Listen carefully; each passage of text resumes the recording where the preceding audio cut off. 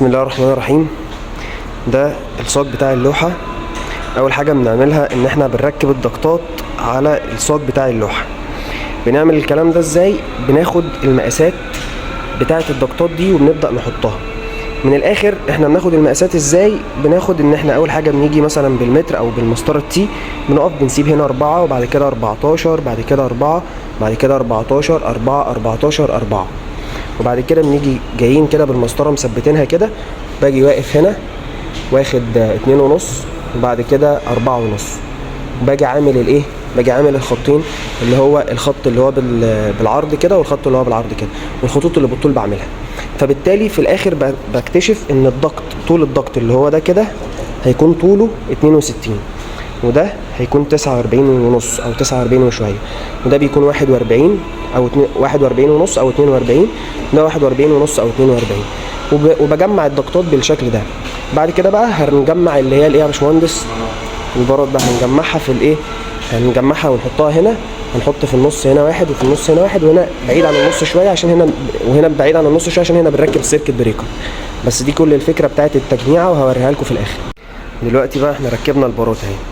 ده بار هنا عشان بنحط عليه الروزيتات اللي احنا بنغذي منها المواتير، وهنا حطينا البار ده بالشكل ده، حطينا المسافه من هنا لهنا 5 سم علشان خاطر هنا هيركب السيركت بريكر العمومي بتاع اللوحه. وهنا حطينا البارات دي بنحطها في النص في المسافه دي اللي احنا قلنا ما بين الضغط ده والضغط ده، بنحط البار اللي هو هنا في النص المسافه، وهنا نفس الكلام. بعد كده بقى ببدا احط التجميعه بتاعتي على اللوحه عادي.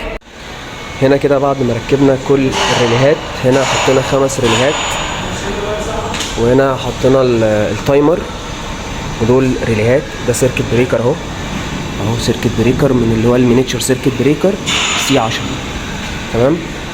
ده اللي هو القاطع الرئيسي او العمومي بتاع اللوحه، مولدد كيس سيركت بريكر. حلو. ودول كده الكرنت ترانسفورمر، وده الكونتاكتور، وده الاوفرلود، ده اوفرلود وده كونتاكتور. هما الاثنين واحد بس البتاعه دي بتتشال، يعني ما تفكرش ان هما شكلهم مختلف. وده MCB اهو، MCB C10 سيركت بريكر. ده سنجل فيز، ده 3 فيز، ده سنجل فيز. كده احنا خلصنا اللوحه وجمعناها يا باشمهندسين.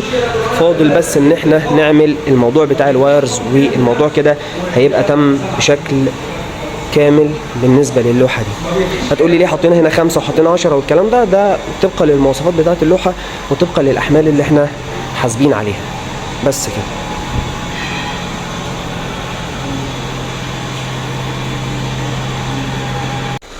ده كده بعد ما وصلنا الوايرز. طبعا زي ما انتم شايفين احنا هنا التوصيل الكونكشن تيب بتاع اللوحه ده وايرز مش بسبارات، عشان بس تبقوا فاهمين ان دي كلها وايرز. وزي ما وضحنا ان احنا في الضغط بنمشي، الفايده بتاعه الضغط ده ان احنا بنمشي الاسلاك فيه. بعد كده بنحط الجراب اللي هو بيبقى موجود هنا. بس كده. طبعا بقى حته التوصيلات دي تمت ازاي والكلام ده عايز كلام تاني لوحده، يعني مش هيبقى في الفيديو ده. ودي طبعا الروزيتات دي اللي احنا بناخد بقى منها وبنغذي بقى الموتور او بنغذي الحمل اللي هيبقى موجود عندنا. ده كده شكل اللوحه في النهايه.